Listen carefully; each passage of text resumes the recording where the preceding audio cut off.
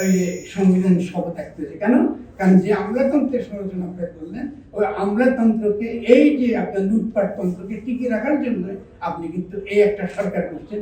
এই সরকারদের আসলে কিন্তু কোনো ক্ষমতা নেই, আর কিছু করে এটা বিজেপি করতে থাকে। এখন যে টিকে আছে এটা বিরাট কথা, দোয়া করে এটা ঠিক কথা ছিল, টিকে আছে, এটা অদ্ভুত ব্যাপার। কিন্তু ওই যে সাংবিধানিক নামে আপনাকে সংবিধানের অধীনে শপথ নামে একটা সরকার বানিয়েছে, তো এই সরকার তো লুটপাটতন্ত্রকে বৈধতা দেয়, ফলে বাজেটও সেই লুটপাটতন্ত্রের বৈধতা দিয়েছে মাত্র, এর মধ্যে অন্য কিছু আসে। ফলে আমি 2 নম্বর যে প্রস্তাবনা আপনার করছেন তার সঙ্গে আমি মনে করি আপনার সবাই একমত হচ্ছি, সেটা হচ্ছে কালো টাকা করা, সাদা করা। এই যে লুটপাটতন্ত্রের সবচেয়ে দৃশ্যমান, সবচেয়ে চোখের সামনে বুঝে যে এটাকে বন্ধ করতে হবে, গভর্নমেন্টকে অবশ্যই এটা সংশোধন করতে হবে যে কালো টাকা সাদা করতে কোনো যুক্তির মধ্যে এই গণঅভ্যুত্থানের পরে এটা করতে কোনো যুক্তি নেই। এখন এখানে কালো টাকা কোথায় আছে? অনুপার্জিত আয়, যে আমি আয় করেছি কিন্তু দেখায়নি সরকারকে, কেমন? এটা তো দুর্নীতির মধ্যে। আমি কেন কর দেবেন না? আপনি যদি আয় করে থাকেন আমি কর কেন দেবেন না? ফলে তারা তো পাল্টা কোনো সুবিধা পেওয়ার কোনো সুযোগ আমি দিয়েছি। আরেকটা যেটা আমি মনে করি বাজেটের মধ্যে একদমই অনুপস্থিত, একটা খুব চিন্তার বিষয়, যে এখানকার যে উদ্যোক্তা শ্রেণী যারা রিয়েলি উদ্যোগী কিন্তু ছোট, সে কৃষক হতে পারে, ছোট একটা কারখানা হতে পারে, সে যে কোনো ছোট ব্যবসা করছে, আমি উদ্যোক্তা বলছি সে অর্থে, বিশেষ করে যারা উৎপাদনে অবদান রাখে তাদের জন্য আলাদা কোনো বাজেট নেই। একটা থোক বাজেট আছে কিন্তু পরিষ্কার করে বলে না এই টাকাটা কি করে খরচ হবে, তারা কেন যে কি জন্য টাকাটা পাবে। আপনি যদি দেখেন যে এর আগের বছরগুলোতে যে কৃষির জন্য ঋণ দেওয়া হতো সবই কিন্তু লুটপাট।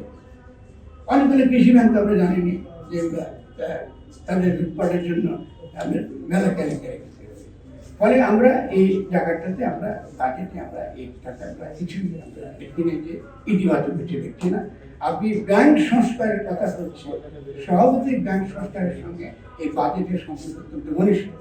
কারণ সেটা সংস্কারটি কীভাবে হলো, আদৌ হবে কিনা, পরবর্তী যে সরকার আসবে তারা এই ব্যাংক সংস্কারকে মানবে কিনা, অন্যান্য যে সকল প্রাতিষ্ঠানিক সংস্কার চলছে এটাকে তারা মানবে কিনা, তার সঙ্গে এই বাজেটেরও ভবিষ্যৎটা জড়িত।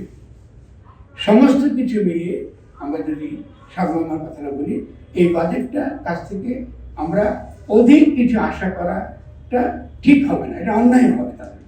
কিন্তু একটা দিক নির্দেশক বাজেট আকারে যে এই হাতে এইভাবে এই ধরনের এক্সারসাইজ আমরা করতে চাই, আমি জনগণের পক্ষে এই ধরনের এক্সারসাইজ করাটা সঙ্গত, এরকম একটা বাজেট যদি হতো এটা আমাদের কাছে অনেক বেশি গ্রহণযোগ্য হতো। তাকে যেটা আপনারা বলেছেন ঠিক আছে, আমরা কি ডেফিসিট বাজেট দেখাতাম, একটু বাজেট ডেফিসিট কম দেখিয়েছি, ঠিক আছে ভালো, কিন্তু এটা খুব আহামরি বেশি কিছু না, এটা কিছু মিন করে।